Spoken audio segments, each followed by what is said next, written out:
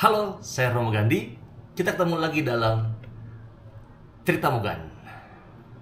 Kesempatan kali ini kita akan belajar tentang sebuah pertanyaan yang sebetulnya klasik, tetapi ini masih terus-menerus dipertanyakan, dan dalam praktek seringkali umat juga kurang tepat dalam menjalankannya.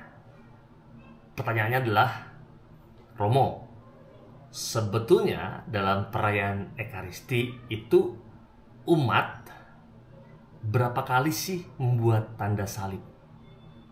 Atau dalam perayaan Ekaristi berapa jumlah tanda salib yang dibuat oleh umat?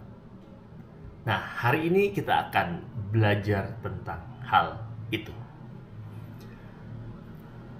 Teman-teman terkasih, dalam sebuah perayaan Ekaristi, misa, umat Katolik sebetulnya secara umum membuat tanda salib itu sebanyak 3 kali pada momen-momen yang sebetulnya telah ditentukan.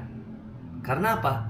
Karena masing-masing itu memiliki waktu, makna, dan juga dasar liturgisnya yang spesifik. Nah, kita mau belajar itu.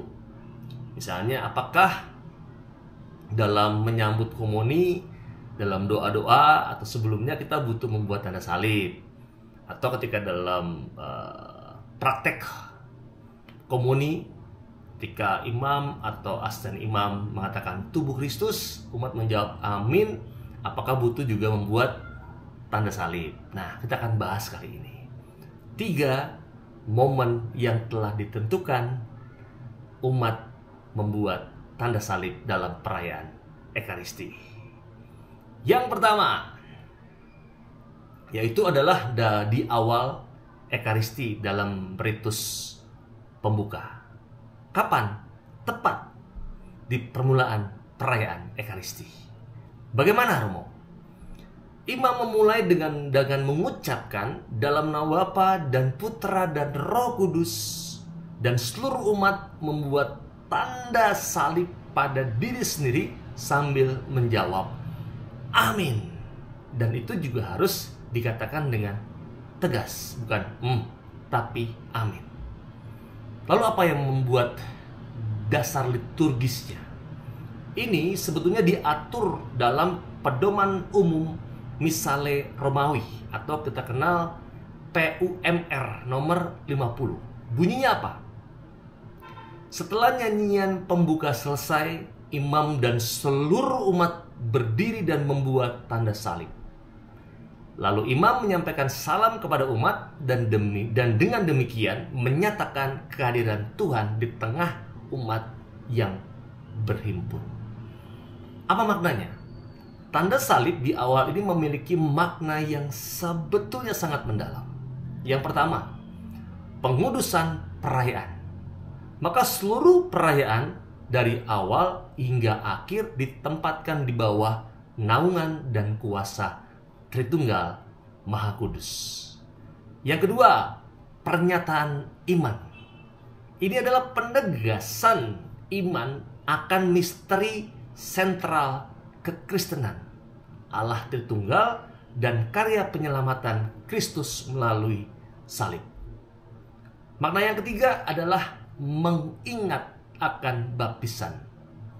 Tanda salib di awal Ekaristi ini adalah pengingat akan meterai baptisan yang kita terima dalam nama Bapa, Putra, dan juga Roh Kudus. Itu yang pertama. Jadi di awal misa Ekaristi dalam ritus pembuka. Yang kedua, ayo di mana? Yang kedua adalah sebelum pembacaan Injil dalam liturgi sabda. Itu kapan? Ketika diakon atau imam akan membacakan Injil dan berkata, inilah Injil Yesus Kristus menurut Matius, Markus, Lukas, atau Yohanes. Dan bagaimana umat melakukannya? Umat membuat 3 tanda salib kecil menggunakan ibu jarinya. Pertama di dahi, kedua di mulut atau di bibir, dan ketiga itu di dada atau di hati. Dasarnya apa, Romo? Dasarnya adalah praktik ini dijelaskan dalam PUMR nomor 134. Bunyinya apa? Kemudian imam, mengucapkan inilah Injil suci menurut, sambil membuat tanda salib dengan ibu jari pada buku Evangelium, lalu pada dahi, pada mulut, dan dadanya sendiri. Semua yang lain melakukan hal yang sama. Lalu maknanya apa? Nah, makna 3 tanda salib kecil ini sebetulnya adalah sebuah doa permohonan yang indah. Di dahi, Anda membuat tanda salib kecil. Semoga sabdamu ya Tuhan senantiasa ada di dalam pikiranku. Agar apa? Agar kita terbuka untuk memahami firman-Nya. Di mulut, tanda salibnya. Semoga sabdamu ya Tuhan senantiasa ada dalam perkataanku. Agar apa? Agar kita berani mewartakan firman-Nya kepada orang lain. Yang ketiga, di dada atau di hati. Semoga sabdamu ya Tuhan senantiasa ada di dalam hatiku. Agar apa? Agar kita mengasihi, menyimpan, dan merenungkan firman-Nya. Itu baru yang kedua. Yang ketiga, itu apa? Jelas, saat menerima berkat penutup atau dalam ritus penutup. Kapan? Tepat sebelum misa berakhir, ketika imam memberikan berkat kepada umat. Bagaimana?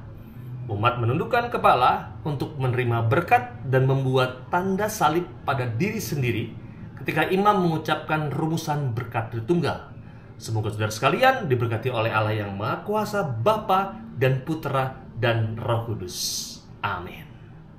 Dan dasar liturgisnya jelas ada. Ini juga diatur dalam PUMR nomor 167. Dikatakan, setelah doa penutup, ritus berkat dijelaskan. Kemudian imam memberkati umat dengan rumusan yang sesuai. Waktu imam memberkati umat membuat tanda salib. Lalu apa maknanya? Maknanya untuk yang ketiga ini, dengan membuat tanda salib di sini, umat secara sadar dan pribadi menerima dan menyambut berkat dari Allah yang disalurkan melalui imamnya. Dan ini tanda adalah tanda penerimaan rahmat untuk diutus kembali ke dalam dunia untuk menjalankan misi sebagai murid-murid Kristus. Aku tanya lagi, Romo berapa kali? Jelas jawabannya adalah 3. Yang pertama saat pembukaan misa, yaitu sebelum Injil dan berkat penutup. Jadi Romo perlu nggak ketika maju komuni menerimakan hosti tubuh Kristus? Amin. Tanda salib tidak perlu.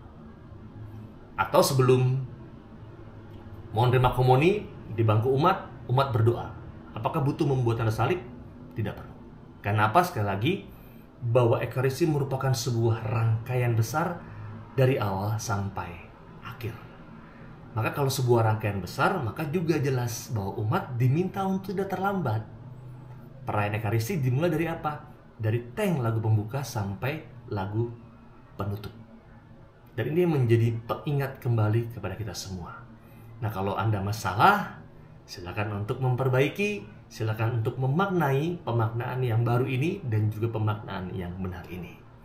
Maka secara ringkas ditegaskan, setiap tanda salib dalam misa bukanlah sekedar gerakan rutin, melainkan sebuah doa tubuh yang penuh dengan makna yang didasarkan pada tata liturgi resmi Gereja Katolik. Itu dalam Cerita Mogan kali ini, pembahasan tentang berapa kali umat membuat tanda salib dalam perayaan Ekaristi. Semoga ini menjawab pertanyaan-pertanyaan umat yang seringkali ditanyakan oleh kami para imam.